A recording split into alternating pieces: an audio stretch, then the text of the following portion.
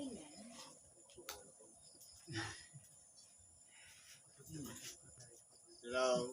Hi.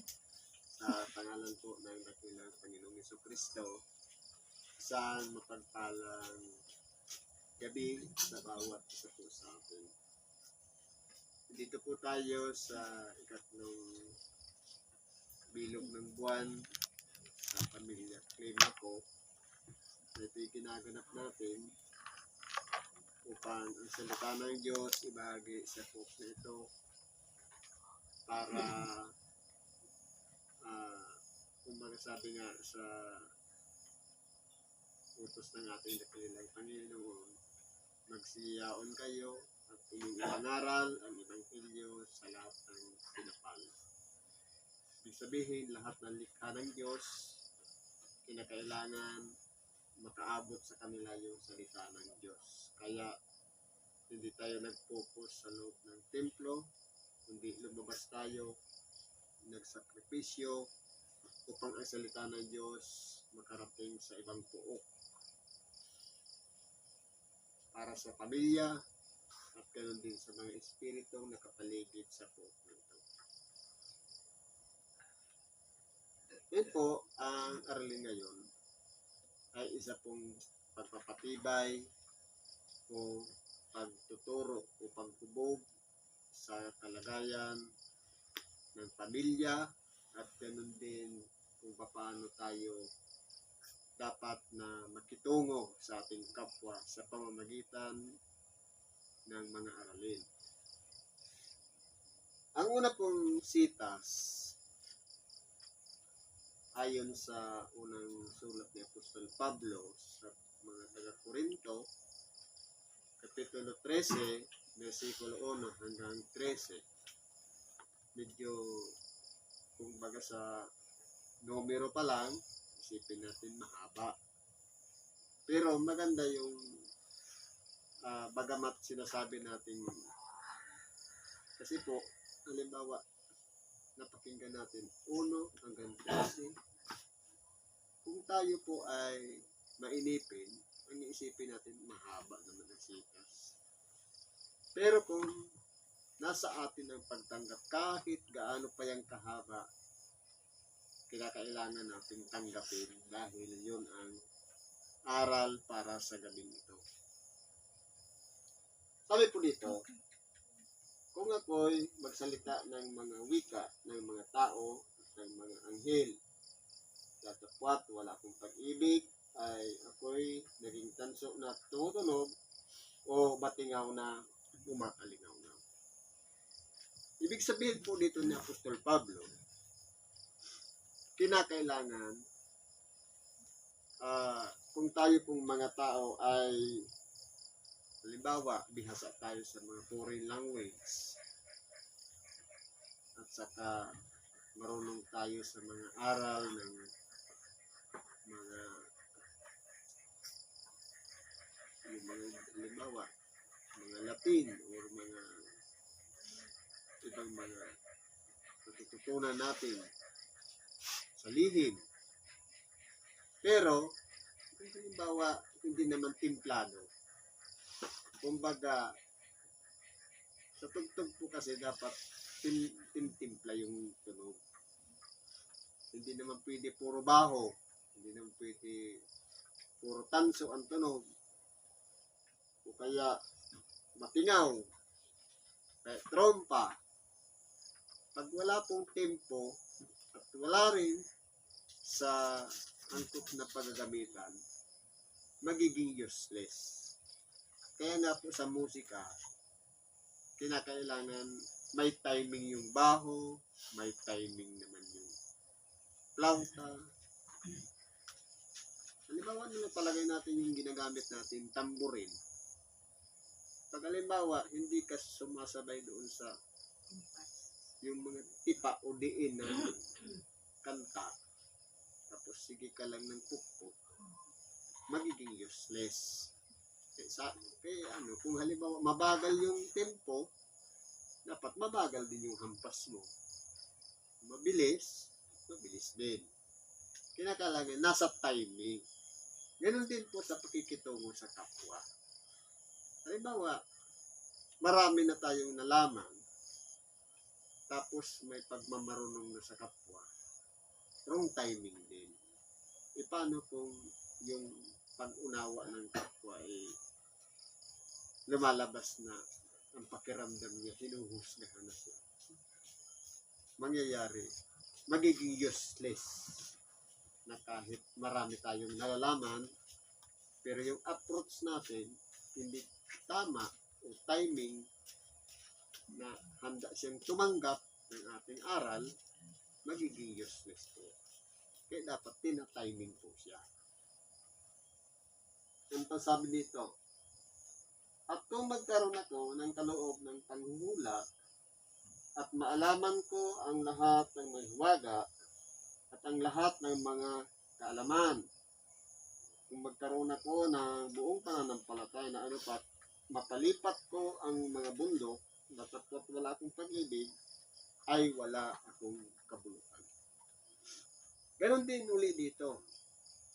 Palagay natin na tayong tao, meron tayong kaloob sa panghuhula. Halimbawa, sa hinaharap, alam natin ang mga mangyayari. At marunong tayong magpaliwanag ng salita ng Diyos. Panghuhula din yun. At yung malakas pa ang pananalig natin. Kumbaga, sa sinabi lang natin, nangyayari. Sabi nga, napapalipat ang bundok. Halimbawa, isang tao, nakasalamuha natin, na lumapit lang sa atin, tinulungan natin, instant gumaling agad. Pero, hindi na pinapil o naramdaman ng ating kapwa na kaya mo pala siya tinutulungan dahil gusto mo magaling din siya na wala na siyang karamdaman. Dapat po kasi nararamdaman ng ating kapwa yung ginagawa natin na kumbaga ayaw natin siyang nahihirapan. Kapag naramdaman niya po yun, ibig sabihin, totoo yung ating ginagawa. Kahit na kaya nating palayasin ang masamang espiritu, magaling tayong manggamot, pero ang gusto natin para sumika, magiging useless. Kaya dapat, ang maramdaman ng ating kapwa, kaya mo siya tinutulungan dahil ayaw mo siya magkasakit. Yun po yung importante doon. Hindi yung kaya mo siya tinutulungan dahil gusto mo sumikat, mas marami ang customer o mas marami ang magpatulong. Kapag yan ang intensyon, magiging useless. Pero kung kaya mo siya tinutulungan dahil mahal mo siya, ayaw mo siya mahihirapan sa karamdaman, gusto mo lahat tayo magaling. Yan po yung maganda. Yan po yung tinatawag na pag-ibig. Pagpapahalaga sa kapwa. At kung ipagkalog ko ang lahat kong tinatangkilik upang ipagkain sa mga dukha, ibigay ko ang aking katawan upang sunugin, katapat wala akong pag-ibig, ay walang pakikinabangin sa akin. Halimbawa, meron tayong kaya. Tapos, ibininta natin. Tapos, yung nakuha nating pera, i-donate natin. Pero, wala namang pag-ibig. Halimbawa, nag-donate ka nga, nakalathala naman yung pangalan. Walang kwenta rin yun. Sabi nga dito, ibigay pa ang katawan. Halimbawa, sige, handa kong ialay ang ating buhay para sa iyo. Pero, hindi naman connected talaga yung gagawin mo para mag-beneficio siya, magiging useless. Kaya kinakailangan, kung alanganin naman at hindi talaga pwede natin gawin, huwag na natin pipilit. Kasi, hindi naman tayo katulad ng ating dakilang Panginoon na makabuluhan ang kanyang pag-alay ng buhay Dahil kumbaga, on process, plinano po talaga ng Diyos. Dahil ang tao, nilikha ng Diyos, perpekto, ayon sa kanyang wangis, larawan, pero sinira ng diablo sa pamamagitan lang ng tukso. Ang pamamaraan ng Diyos, ang tao binibigyan ng utos. Simple lang naman yung nilaban ni Adam. Hindi po pinag-uusapan dito yung kahoy. Kung ano man yung kahoy na, ubungan ng kahoy na yun na kinain niya. Ang pinag-uusapan dito, yung bilin. Lahat pwede mong kainin, maliban dito sa isa. Siyempre, hindi niya kaya si Adam, hindi kaya ng diablo tuksuhin, idinaan na yun sa babae. Natukso si Eva, at saka naman, nakapasok na ngayon yung pagkakasala. Para naman yung babae ang magtukso naman kay Adam na kumain din ng bunga. Ang pinag-uusapan dito, kahit ano pa yung bunga ng puno na yan, hindi po yun. Kundi yung bilin ng Diyos. Na kapag sinabing huwag, hindi talaga pwede. Ang taktika ni Satanas, panlin lang. Siyempre, kung ano yung kahinaan ng lalaki, dahil naman si Eva, siya yung kahinaan niya, yun ang ginamit ngayon ni Satanas para mahikayat ngayon si Adam. Ganun po yun. Kaya, kung aaralin po natin ang mga ebanghelyo, marami po tayong mauunawaan. At doon din natin malalaman yung mga taktika ng kalaban natin. Kaya, ang ginagamit niya, pantukso, panlinlang, pandaya, pagsinungaling. Yan po ang pamamaraan ng diablo. Dahil nasa kanya lahat na katangian yun. Tuloy natin. Ang pag-ibig ay mapagpahinga. Ibig sabihin, mahaba ang pasensya. Katulad ng Diyos, ang tao kapag nagkasala, hindi niya agad hinakatulan. Hinihintay niya pa ang mahabang panahon, lalong-lalo na kung yung mga masasamang tao, binibigyan niya pa ng mahabang buhay para lang magsisi. Pero po sa tao, kapag mali, mali ka. Pero po sinasabi, magkaroon kayo ng pag-iisip na katulad din naman ng ni Kristo. Na si Kristo naparito sa sanlibutan. Hindi po siya naghatol. Kasi po ang paghatol, ganito yan, justify. Ibig sabihin, halimbawa, ang kapwa natin gumawa ng masama, kapag sinabi natin masama ka, hinatulan mo na.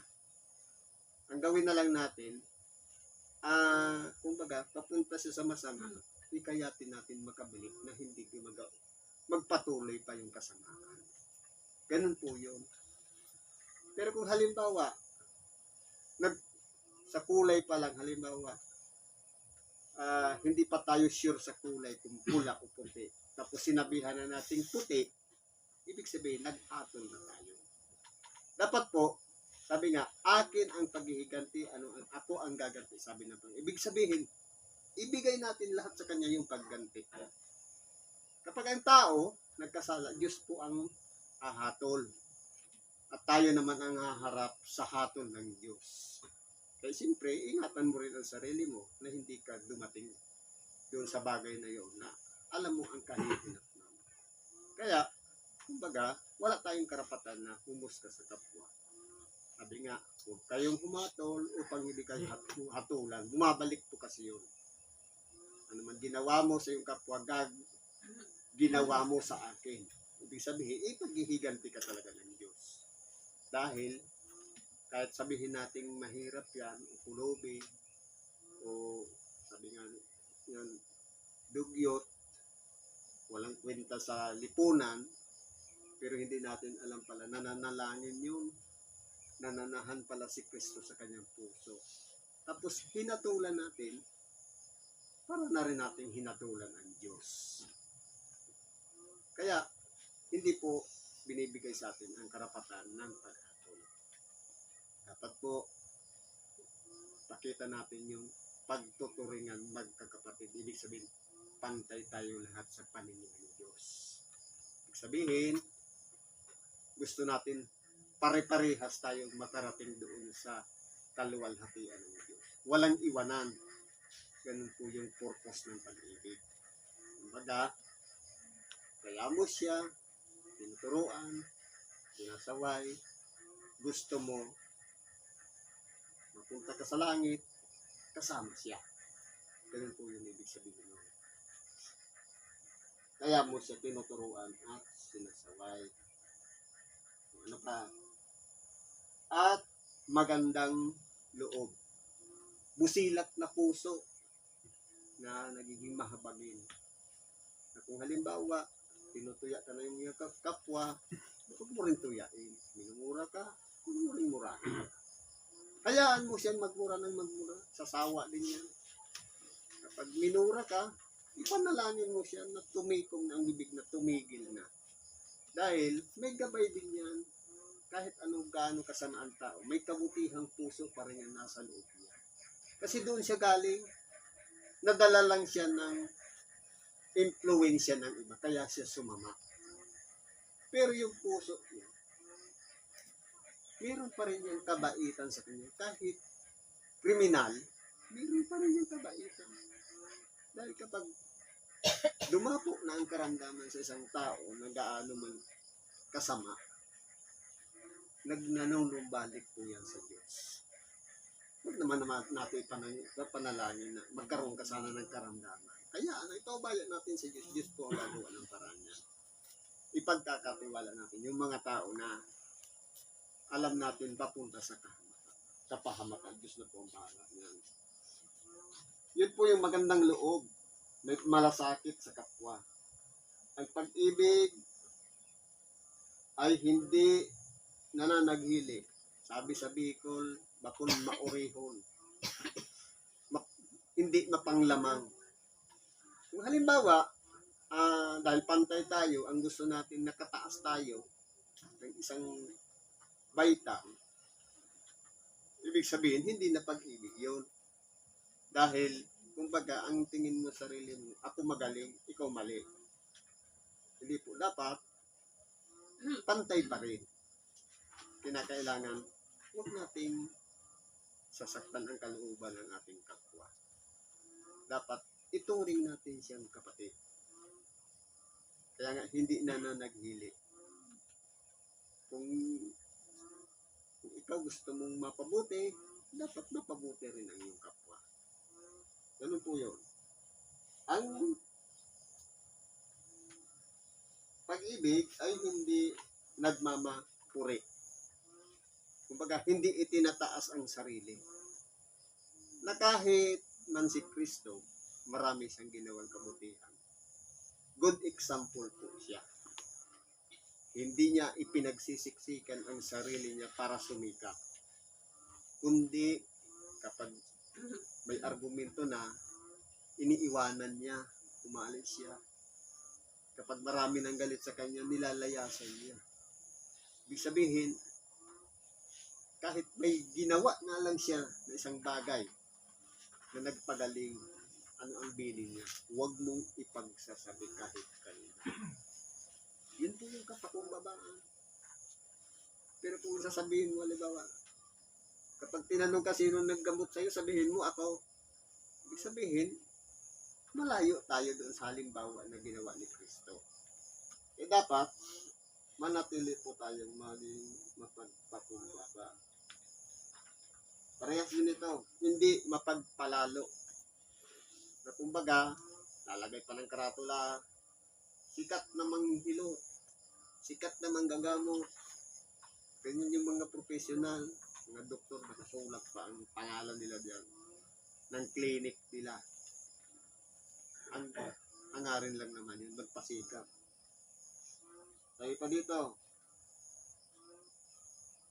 hindi nag-uugaling mahalay. Ibig sabihin, nangyayari ito sa, halimbawa, lalaki, tapos ang magpapagamot babae, minsan sumusobra na doon sa dapat yung hawakan. At saka minsan yung approach ng lalaki sa babae, may nagiging bastos na. Dapat hindi po yung nangyayari sa atin. Sabi ko po dito,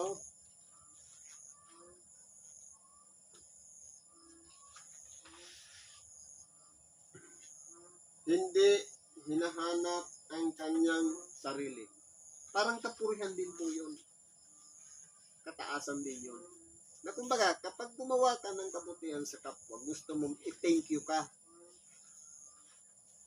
Kung ang mga espiritu nga, kapag pinasasalamatan sa pagsusuri, huwag ka sa akin magpasalamat dahil isa lang po ang dapat pagpasalamatan.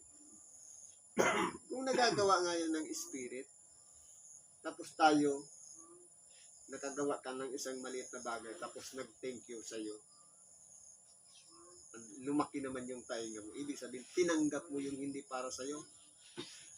Kung dumaan lang naman yung kapangyarihan sa kamay natin, kung saan siya galing, ibalik natin doon yung pasasalamat. Dahil kanya yan. Siya lang dapat ang tumanggap ng papuri. Hindi po tayo. Wala tayong karapatan akuin ang isang bagay. Kahit thank you man lang. Dahil hindi po sa atin yan. Ano pa po? Hindi nayayamot. Ito po yung habit o nagiging attitude ng tao. Na yun bang sama ng loob? Hindi po natin napapansin. Pagkayamot na pala yun. Na kapag nakikita natin yung mukha nito, parang inis na inis tayo.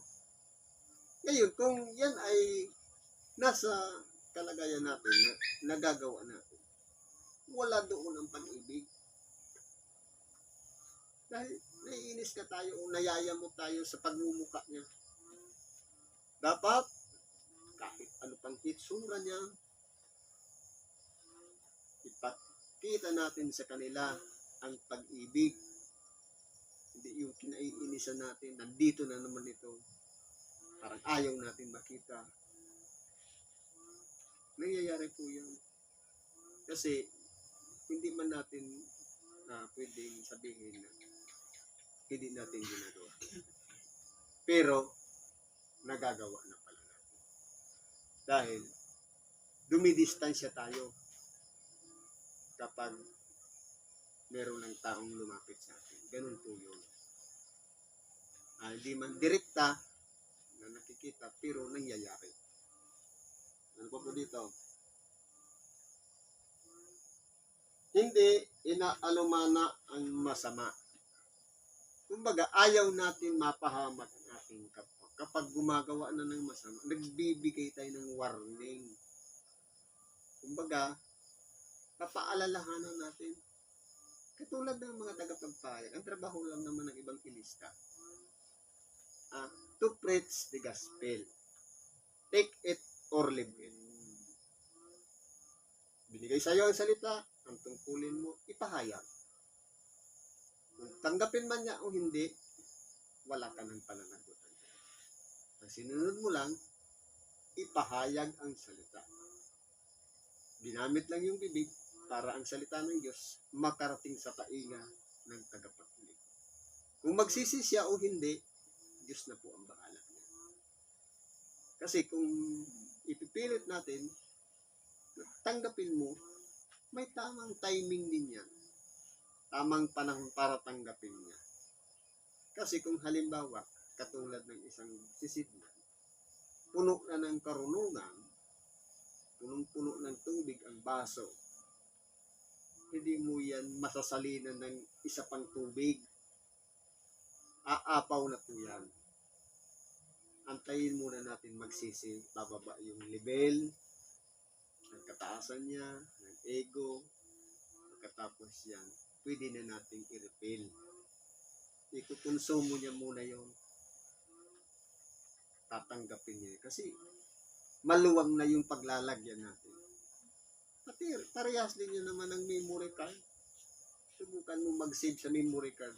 ng mas mataas yung gigabyte doon sa available niya na kinakailangan ikarga doon. I-reject yan ng computer kahit cellphone dahil hindi na pwede na tumanggap. Ganon din yung kalagayan ng tao. Hayaan muna natin kung hindi natin madala sa ganyan, bukas sa makalawa. Ang mahalaga, ginanap natin yung tungkulin sa pagpapahayag ng salita ng Diyos. Ano pa pong sabi dito? Hindi nagagalak sa kalikuan, kundi nakikigalak sa katotohanan. Kapag kalikuan na po, kumbaga, dumistansya ka na. Kasi may sinabi ang ating dakilang Panginoon.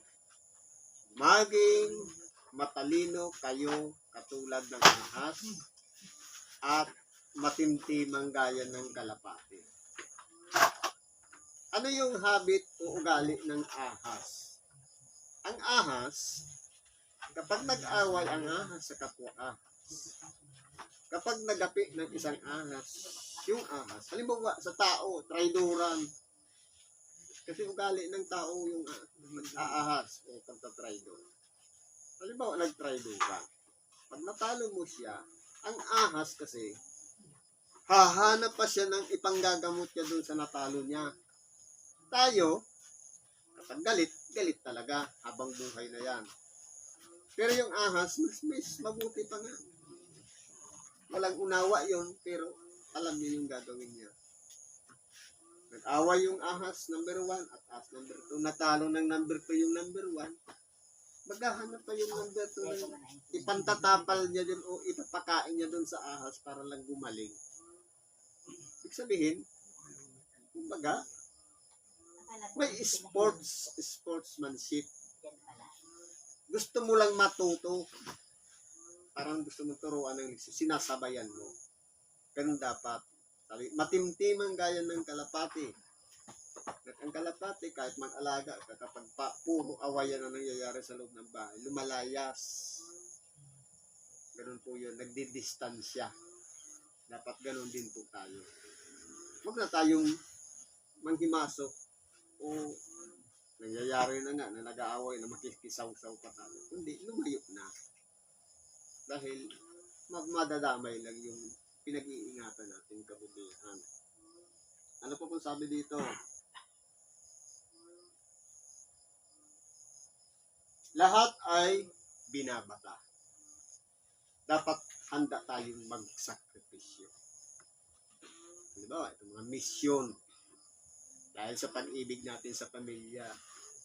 5 ko, okay lang ako. Kaya ko naman ang lamig. Okay lang ako mahirapan. Okay lang iwanan tong pamilya ko. Dapat ganun ang isipan. Kaya nating magbata. Alang-alang sa pag-ibig. Na ang salita ng Diyos makarating dito, kaya nating isakripisyo yung mga mahal natin sa buhay. Lahat ay tinitiis. Yun na yung lamig. Isa na yun. Pagtitiisan natin. Kasi kung titingnan mo, sarap sana nandun sa bahay na nakakumot na. Nakakumot na may electric pa naman. Useless pa rin. Dapat, kumbaga, pag sinabing lahat, hindi pwedeng may ititira ka pa. Dapat kung magbabata ka, lahat na batahin mo. Lahat na pagtiisan mo. Hindi yung portion lang o bahagi lang ng pagbabata o pagtitiis. Sabi po dito, lahat ay pinaniniwalaan. Ngayon, ganito po kaya, meron pa kasi tayong tinatawag na facts and opinion. Yung facts, yun yung totoong nangyari. Ang opinion, sabi-sabi. Ngayon, kung facts naman yun, pwede nating paniwalaan yun. Pero kung sa loobin lang, halimbawa, inanalyze lang, tapos pinaniwalaan natin yung analysis yun, hindi dapat yun. Kundi kung ano yung totoo na pangyayari. Kaya nga sa hukuman, di ba, kahit sa barangay, hindi pwedeng one side lang yung pakinggan mo, both side. Kunin mo yung sa loobin ng respondent, kunin mo rin doon sa naghabla o complainant. Doon ka sa gitna. Hindi pwedeng, ito, kasi kapatid ko to, dito panigan ko. Hindi. May mga kapitan ngayon na, kahit kapatid ka pa, kung mali ka talaga. Dapat ganun, palagi tayong nasa gitna sa mga usapin. Sabi dito, lahat pinaniniwalaan. Basta facts, yung katotohanan, pwede nating paniwalaan yan. Lahat. Kaya po kung halimbawa, sabi-sabi na ng tao o salit-sabi ng matatanda, basta biblically, nasa banal na kasulatan, yung nangyayari, pwede mong paniwalaan yun. Dahil nasa facts, nasa katotohanan lang. Lahat ay inaasahan. Kahit hindi pa natin nararanasan o nangyayari sa ating buhay. Lalong-lalo halimbawa may karamdaman. Minsan sasabihin ng doktor sa atin, mahaba na sa iyo ang 3 buwan o 6 na buwan. Ngayon, sino ba siya? Unang-una. Sabi, lahat pinaniniwalaan. Paniniwalaan mo ba siya? Sino siya? Diyos lang naman ang nakakaalam ng sukat ng buhay natin. Kaya maniwala tayo dun sa Diyos. May tamang panahon ang kamatayan. Kaya nga, yung masama pinapahaba pa ang buhay para makarating ka sa pagsisisi. Makapagbalik loob pa sa Diyos. Kung tayo po mapaniwalain sa sabi lang ng doktor, nawala yung inaasahan, nagagaling pa pala, may chance pa palang gumaling. Ma-misinterpret lang natin yung aral. Kapag sinabing lahat ay inaasahan, ibig sabihin, lahat may solusyon. Hindi, kahit na malalim na yung problema o malala, meron pa rin solusyon dyan. Huwag lang tayong sumuko. Kumuha ka ng ideya sa isa, hindi kinaya, marami pa na pwede pang magturo sa atin ng pamamaraan para tayong gumaling. So, kung halimbawa, nakakasalamuha lang naman, ito lang naman yung alam mo na halamang gamot, hindi ka talaga gagaling dahil hindi naman tugma yung alam na halamang gamot para sa sakit mo. Kinakailangan pa, mayroon ka pang natutuklasan na maraming halamang gamot na hindi natin alam. Diyos po ang nakakaalam. Kaso, tinatapo natin yung binibigay ng Diyos. Nagpatubo siya dyan, nagpansit-pansitan, kailangan mo yan dahil magiging acidic ka. Tinabas mo, iginatong mo. Hindi ba ga? Kung titingnan natin, nasaan yung karunungan doon? Ang karunungan, kapag na-discover mo siya, kaya pala siya pinatubo dyan ng Diyos, dahil gagamitin mo, ibig sabihin, mahalaga siya. Yun na yung inaasahan mong gagaling ka doon sa gamot na yun. Pero ini-ignore natin, pinapalagay natin, damo, walang kwenta. Pero, sa kasulatan, lahat ay inaasahan. Yun na yung pag-asa natin para bumaba yung acid natin sa ating katawan. Pero, hindi natin naging priority yon dahil iba po kasi ang turo sa sanlibutan. Lahat ng paligid natin, kapag sinabihan lang tayo, ang dumi naman ng kapaligiran mo, liksikin mo muna yung mga tumubo, baka Diyos ang may kaloob mo na kailangan pala natin. Sabi pa, ang pag-ibig, lahat ay tinitiis. Handa dapat tayo magtiis sa mga sitwasyon. Ang pagtitiis po, nagagawa yan kapag natitikom ang bibig. Pero kung halimbawa, sasabihin, matiisin naman ako, parang na rin reklamo yun. Dahil nagsalita ka pa. Pero kung nagtitiis ka talaga, hahayaan mo lang ang nangyayari dahil hindi mo yan maiiwasan, pagtitiisan mo talaga yan. Ganun po yan. Ang pag-ibig ay hindi nagkukulang kailanman. Totoo po. Dahil nga, ang Diyos ay pag-ibig. Sa Kanya galing lahat. Siya ang problem solver, provider, nasa Kanya na lahat. Bago nga ginawa yung tao, lahat ng kailangan ng tao, kumpleto na. Kaya, bakit pa magkukulang? Nagkakaproblema na lang dahil marami kang ambisyon, marami kang gustong hingin na ayaw naman talagang ibigay sa iyo ng Diyos. Dahil, sabi nga, libre mangarap, okay lang, pero, let thy will be done.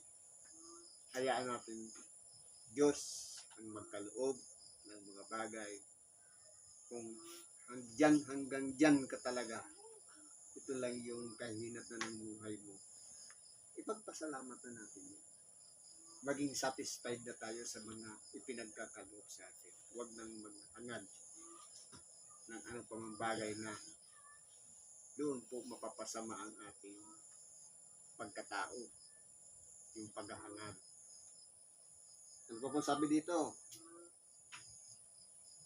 Kahit maging mga hula ay mga tatapos, ito po, maging mga wika ay titigil, maging kaalaman ay mawawala. Lahat po yan mawawala. Datapwat kung dumating ang sakdal ay sapagkat nangakakilala tayo ng bahagya at nangunghula tayo ng bahagya. Ganito po kasi yan. Hindi ba kapag natututo tayo, maiksing panahon lang naman. Halimbawa, tinuruan ka na ganito, 10 na lang yung mga salit-saling sabi ng mga matatanda. Huwag ka magwalis ng gabi. Ano naman ang koneksyon? No? Huwag kang maligo ng Martes. Masamang araw yun. Bakit? May ginawa bang masama na araw ang Diyos? Hindi pa sabi doon. At nagkaumaga at nagkahapon at nakita ng Diyos na mabuti. Yun ang unang araw. Yun ang pangalawang araw. Ibig sabihin, lahat ng araw na ginawa ng Diyos, mabuti. Tao lang po ang nagpapalagay na masama yung araw. Sabi nga, malas. Wala pong malas. Unawain natin yung malas. Sabi sa Bicol, pag sinabing malas, swerte yun. Ang hindi swerte, di malas. Sabi sa Bicol. Kaya, may mga malalim na pananalita na pwede pa natin i-interpret ng malalim. Nang ako'y bata pa, ay nagsasalita akong gaya ng bata. Nagdaramdam akong gaya ng bata. Nag-isip akong gaya ng bata. Ngayong naganap ng ating pagkatao, ay iniwan ko na ang mga bagay na pagkabata.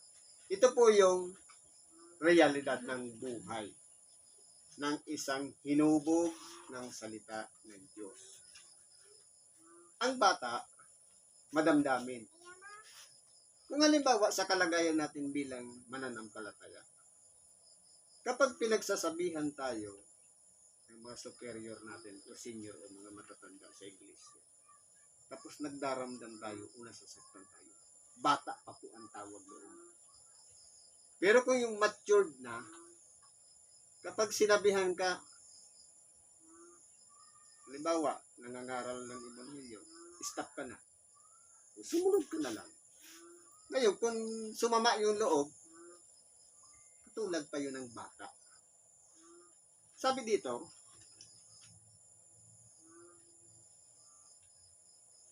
ngayong naganap na ang aking pagkatao, kumbaga, nahubog na. yung pagkatao. Iniiwan ko na ang mga bagay ng pagkabata. Matured na dapat tayo. Kasi kung halimbawa, imagine, 10 taon na tayong lingkod ng Diyos, tapos madamdamin pa rin. Bata pa rin ang turing niyan. Pero kung halimbawa, 1 taon lang, 5 taon, pagkatapos nun, napakalawak na ng unawa kapag pinagsasabihan mo, sunod ng sunod. Yun po yung mga naging ganap na. Marunong nang mag-control ng sarili. Ibig sabihin, hindi na umiiral yung emosyon. Kasi yung emosyon kasi yun ang palagi nagre-react. Na kapag pinagsabihan mo, nasaktan na ang kalooban. Dapat po hindi ganun. Kung nahubog na ang pagkatao, dapat po hindi na madamdamin, hindi na nasasaktan. Dapat nag-i-improve na kung ano na yung level ng pananampalataya o yung pagtitiwala sa Diyos. Dapat hindi yung permanente kang nasasaktan mula nung bago kang lingkod, nag-15 anyos na, madamdamin pa rin. Ibig sabihin, bata pa rin. Ngayon, yung mga marunong nang tumanggap ng pagkakamali kapag itinutuwid, yun na yung mga ganap. Kasi, naging mature na yung pag-iisip. Ganun po yun. Sabi po dito, sapagkat ngayong malabo tayong nakakita ng isang salamin, ngunit pagkatapos ay makikita natin sa mukhaan. Ngayon, nakikilala ko ng bahagya, ngunit pagkatapos ay makikilala ko ng gaya naman ng pagkakilala sa akin. Kaya naging halimbawa po si Apostol Pablo sa ugali na yan. Na dati si Apostol Pablo, kapag kaya nga siya, lakas ng loob yung magkitil ng buhay. Ginagamit niya pa yung mga kasulatan. Kapag mali ka, hatulan agad sa pamamagitan ng pagpupukol ng bato. Ganun po si Apostol Pablo. Pero nung naging matured na yung pag-iisip niya, parang kwento na lang, salamin na lang, na kumbaga yung lahat ng karanasan niya, parte na lang ng kanyang experience. Dapat maging ganun yung kalagayan natin.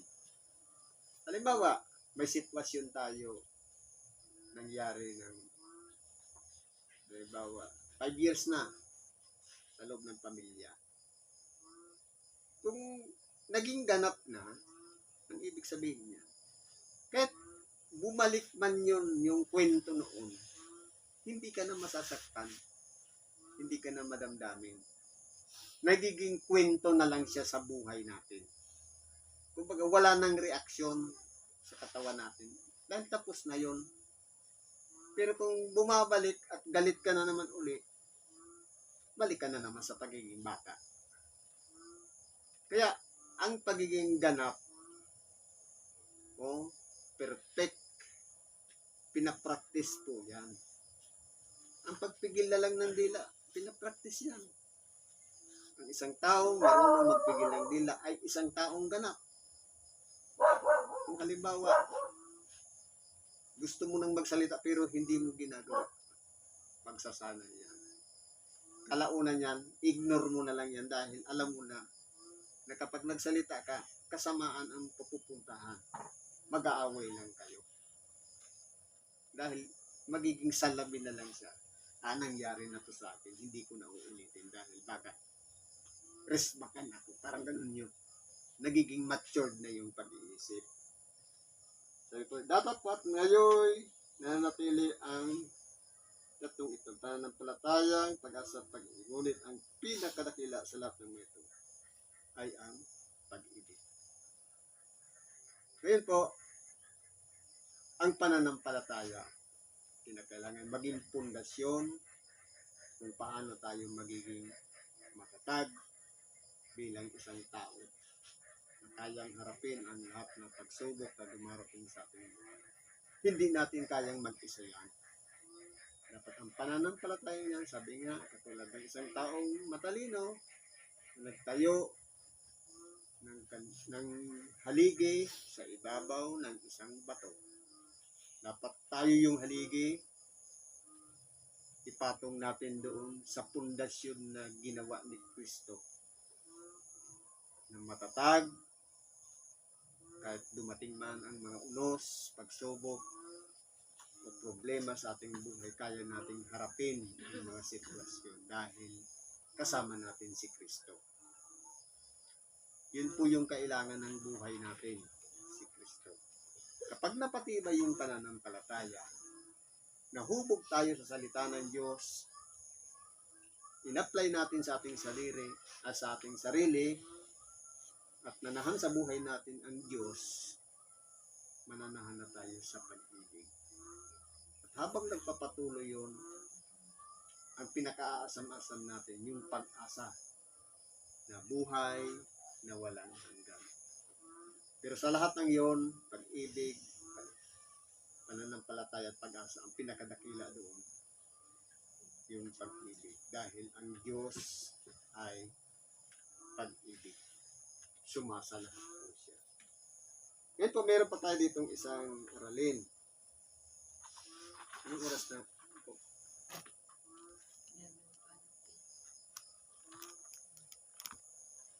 Sabi sa Colosas 3:18 hanggang 25. Ito po ay tinuro ni Apostol Pablo sa pamilya. Tungkulin ng lalaki, babae. Ang basic niyan, ang ating dakilang Panginoon na nagturo. Sabi ng ating dakilang Panginoon, iiwan ng lalaki ang kanyang ama at ina at makikisama sa kanyang asawang babae. At sila'y magiging isang laman. Basic po yan. Halimbawa, nagpamilya si lalaki o yung anak. Nakakilala si ng babae, gusto niya, dapat magbukod na. Dapat hindi na kinukupkop ng magulang na habang nagpamilya. Ang turo ng ating dakilang Panginoon, iiwan ng lalaki ang kanyang ama at ina at makikisama sa kanyang asawa.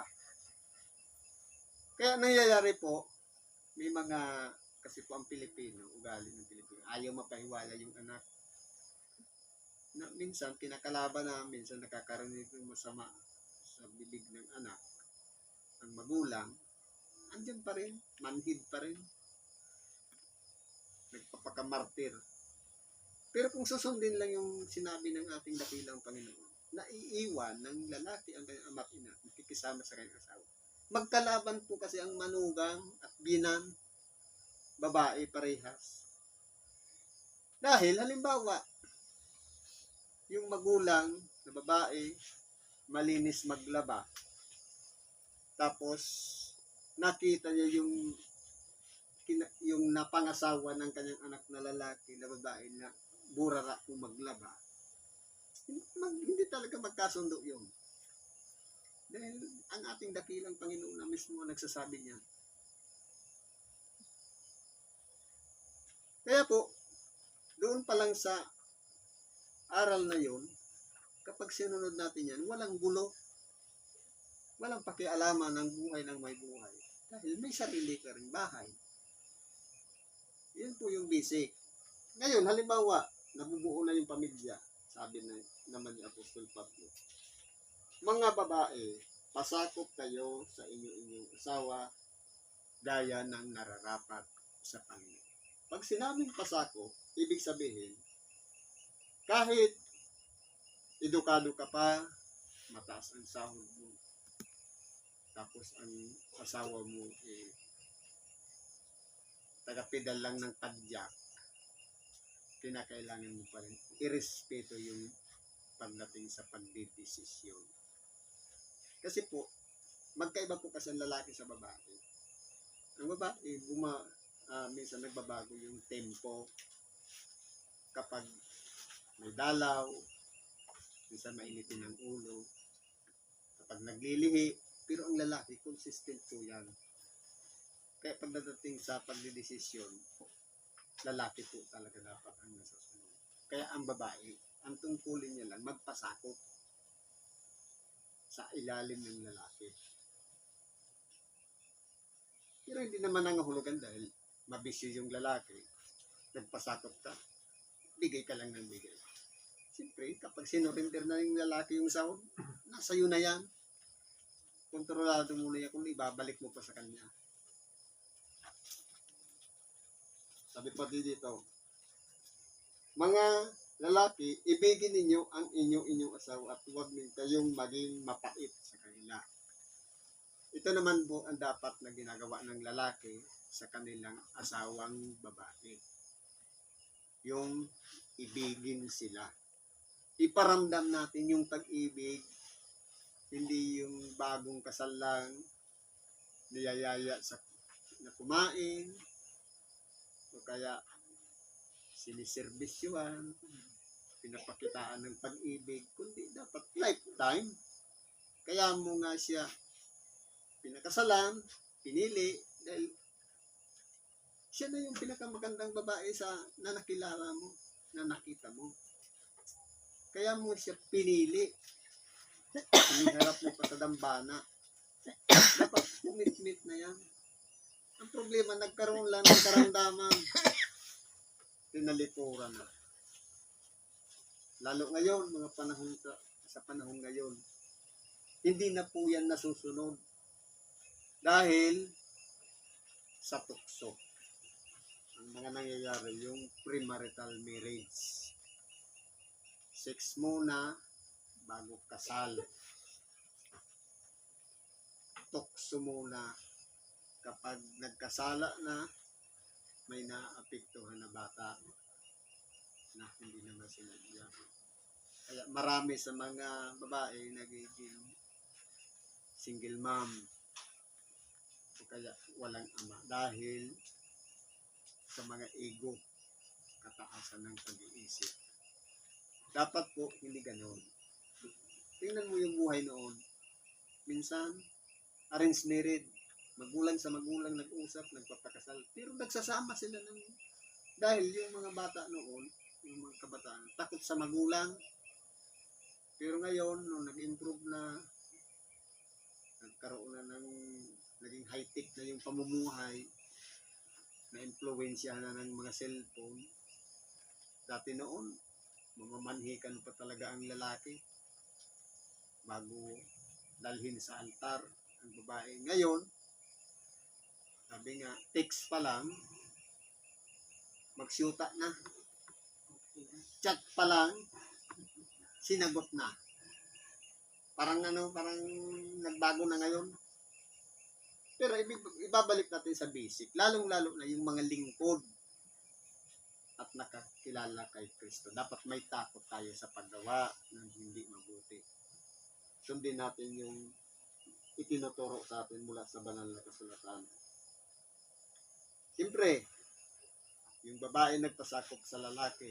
Yung lalaki, iniibig niya naman yung babae. Nagkaroon ng anak. Ano naman ang aral na ni Apostol Pablo sa mga anak? Mga anak, magsitalima kayo sa inyong magulang sa lahat ng mga bagay sapagkat ito'y totoong nakalulugod sa Panginoon. Sa mga anak naman, lahat naman tayo ay naging anak bago dumating sa pagiging magulang. Siyempre, yung respeto sa magulang, yun yung importante. Bakit po? Kasi sabi sa Ephesus 6, na si San Pablo din na nagsulat, mga anak, magsitalima kayo sa inyong mga magulang sa Panginoon sapagkat ito'y matuwid. Igalang mo ang iyong ama at anak na siyang unang utos na may pangako. Ano po yung pangako ng Diyos? Kapag may paggalang tayo sa ama at ina. Hindi yung paggalang ng po at opo, kundi respeto. Kahit nagkamali pa ang magulang natin, na kahit na hindi mo sinadya, ipinanganak ka na ng ganyan, irespeto pa rin natin. Anong benepisyo sa pagre-respeto? Upang yumaon kang mabuti para maging mabuting tao. At mabuhay ka ng malaon sa lupa. Hahaba pa ang buhay. Dalawa po ang benepisyo. Pagrespeto pa lang yan. Pero kung sabi sa Bicol, matumang, parang ang tingin, kapantay na lang yung magulang, yun na po yung hindi nakalulugod sa Panginoon. Ano po kung sabi dito? Kasi po yung anak, ang tungkulin lang naman talaga ng anak, magtalima o sumunod sa magulang. Kahit ang prinsipyo mo, tama, gumamit ka pa ng Bible. Pero, magulang mo pa rin yan, hindi mo siya kalibin. Kinakailangan mo pa rin irespeto. Dahil magulang mo siya. Respeto po kasi ang minsan nawawala na sa panahon ngayon. Minsan nagiging palasagot na yung anak sa kanyang magulang. Yan po sabi dito. Siyempre may anak na, siyempre yung lalaki. Kasi dito, babae muna, lalaki. Kung nagkaanak na sila, yung lalaki magiging ama. Mga ama, huwag ninyong ipamungkay sa galit ang inyong mga anak upang huwag manghina ang loob nila. Yung bang, kasi po, nag-uumpisa yan sa mga maling biro. Sabi sa Bicol, pagsugot. Minsan naiipon yan sa bata na hanggang sa dumami ng dumami, lumalayo yung loob ng anak sa kanyang ama. Dito, sabi dito, huwag ninyong ipamungkahi sa galit.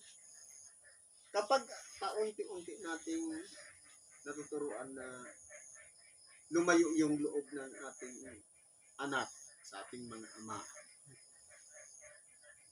para na rin natin ipinamumungkahi sa galit ng ating mga anak. Kaya dapat ang ating anak hindi dapat nagdaramdam. I-support natin kung ano yung gusto niya. Noon nga, kapag ang gusto ng magulang, magpare ka. Sunod naman yung anak na wala na yung kalayaan ng anak. Kung ano yung hilig niya, anong gusto niya in the future, suportahan po natin siya. Huwag nating didiktahan ng gusto natin para masunod lang yung gusto natin. Gusto ko magdoktor ka, hindi nga niya hilig. Huwag natin ipagbipilit para hindi natin maipamungkay sa galit ng ating mga anak. Ngayon, siyempre, tayo naman ay nagtatrabaho. Meron tayong tinatawag na boss o among. Kapag tayo ay nangangamuhan o umaasa sa kapirasong oras, may sweldo o panahon o serbisyo, ang tawag sa atin alipin. Sa madaling salita, empleyado. Mga alipin, magsitalima kayo sa lahat ng bagay sa mga iyong ayon sa laman ay inyong mga Panginoon. Kapag boss natin, meron yung guidelines. Kaya nga ang lahat ng mga company ngayon, merong hiwalay na institution under management. Yun yung nagpo-control ng mga lahat ng empleyadong pumapasok. Human Resource Management. Kapag may nilabag ka sa among mo na mayroon guidelines, rules, ang magbibigay ng punishment, yung human resource. Doon ka ngayon haharap. Dahil sila po ang pinagkakatiwalaan ng management sa lahat ng mga lumalabag. May mga sanction po yan. May mga kaukulang pwede kang suspindihin o pwede kang tanggalin. Kaya, ang ginagawa ng iba, nagre-resign na lang. Hindi na hinahabol yung compensation, yung benepisyo matatanggap na, halimbawa, naglingkod ka na ng 10 years, sayang yung 500 a month na dapat sanang naipon mo ng 10 years.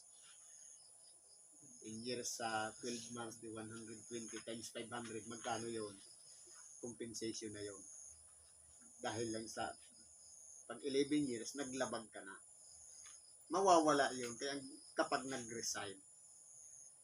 Kaya po, kinakailangan, sabi nga, respeto sa amo natin dito sa ibabaw ng lupa. Ano po?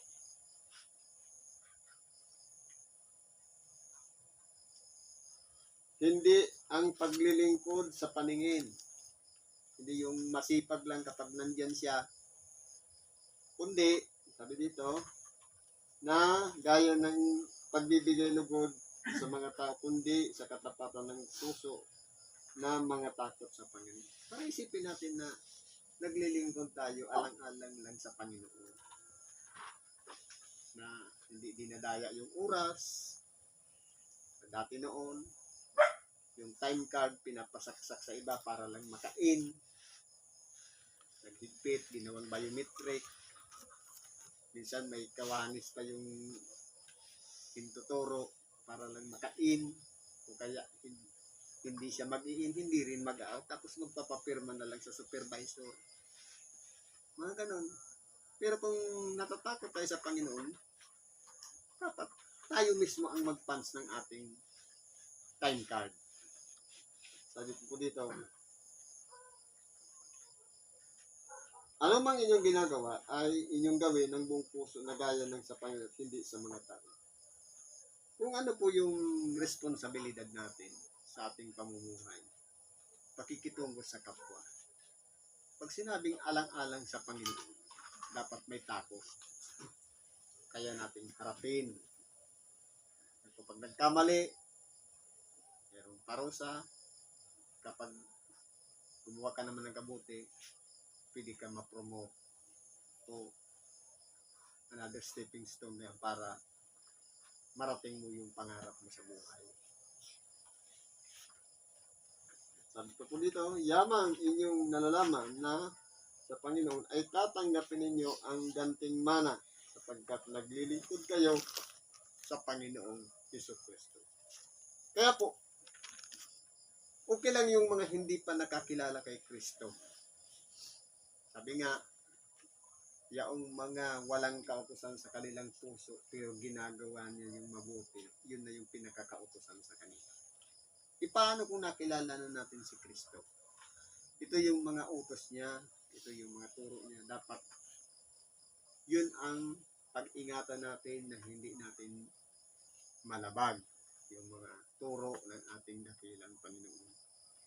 Sapagkat doon tayo hinubog, kaya tinawag tayong Kristiyano. Dahil sumusunod tayo sa ating dakilang Panginoon, Jesucristo. Sapagkat ang gumagawa ng masama ay tatanggap ng ayon sa masama ng kanyang ginawa at walang itinatanging tao. Kung sa trabaho, merong palakasan. Pero po sa Panginoon, wala. Ang gumagawa ng masama, may kaparusahan din. Bumabalik naman yung kasamaan ng kanyang ginawa. Sabi dito, walang itinatanging tao. Hindi porke kamag-anak ka ng boss, o may kapit ka sa manager, pagdating kay Kristo, wala pong itinatanging tao. Dahil naglabag ka, kasalanan pa rin ang tawag mo. Dito po sa aral na ito, pagpasalamat natin na bagamat sa lamig ng panahon, nagtiis tayo at pinakinggan natin ang aral o salita ng Diyos. Ito'y gamitin nating pinakabatayan sa ating pang-araw-araw na pamumuhay. Pero hindi natin kaya yan ng sarili nating kakayanan at pag-iisip.